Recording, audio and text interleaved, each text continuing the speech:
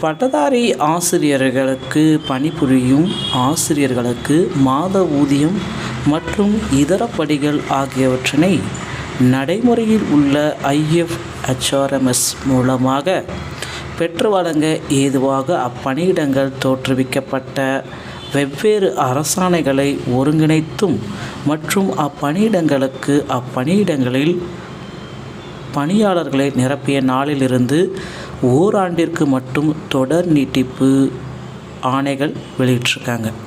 So இந்த தற்காலிக ஆசிரியர்களுக்கு தொடர் நீட்டிப்பு ஆணைகளை வெளியிட்டிருக்காங்க. ஸோ கடிதங்களில் இப்பணியிடங்களுக்கு 18/5/2023 முதல் 31/7/2024 வரை ஊதியங்கள் கொடுக்கப்பட்டது. மேற்காணும் 3000 பட்டதாரி ஆசிரியர் பணியிடங்களுக்கு 1/8/2024 முதல் அடுத்த 6 மாதங்களுக்கு இந்த பே அத்தாரிசேஷன் சொல்லுவாங்க வழங்குமாறு ஊதிய கொடுப்பானை வழங்குமாறு பள்ளிக்கல்வி இயக்குனர் அரசை கேட்டுக்கொண்டுள்ளார். பள்ளிக்கல்வி இயக்கத்தின் கருத்துருவை ஏற்று மேற்குறிப்பிட்டுள்ள 3000 பட்டதாரி ஆசிரியர் பணியிடங்களுக்கு ஊதியம் பெற்று ஏதுவாக வழங்க 1/8/2024 முதல் 31/1/2025 முடிய மேலும் 6 மாதங்களுக்கு ஊதிய கொடுப்பானை பே அத்தாரிசேஷன் வழங்கப்படுகிறது.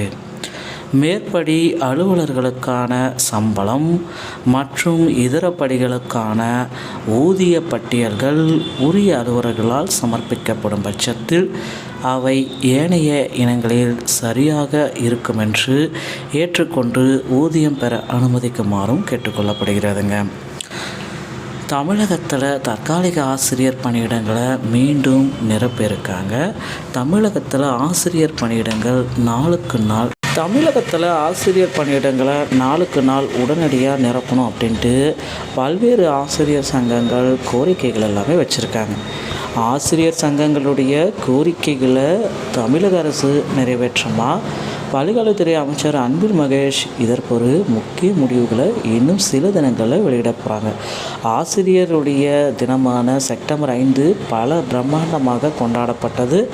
ஆசிரியர்களுடைய நியமனமும் தமிழகத்தில் ரொம்ப அதிகமாக காணப்படுது. இனி வரும் காலங்களில் அடுத்தடுத்த ஆசிரியர்களுடைய தகுதி தேர்வு, PGTRBயோடைய தேர்வு, SGD தேர்வு அனைத்து தேர்வுகளும் குறிப்பிட்ட தேதிகளில் நடத்தப்படும் அப்படின்ட்டு சொல்லியிருக்காங்க. ஸோ இதற்குண்டான அப்டேட் இன்னும் சில தினங்களில் நாம் அதிகாரப்பூர்வ இணையதளத்தில் பெற்றுக்கொள்ள முடியும். இந்த தகவல் பிடித்திருந்தால் நம்முடைய சேனலை சப்ஸ்கிரைப் பண்ண கிளிக் பண்ணி வச்சுக்கோங்க. மீண்டும் ஒரு நல்ல தகவலோடு நான் உங்களை சந்திக்கிறேன். நன்றி, வணக்கம்.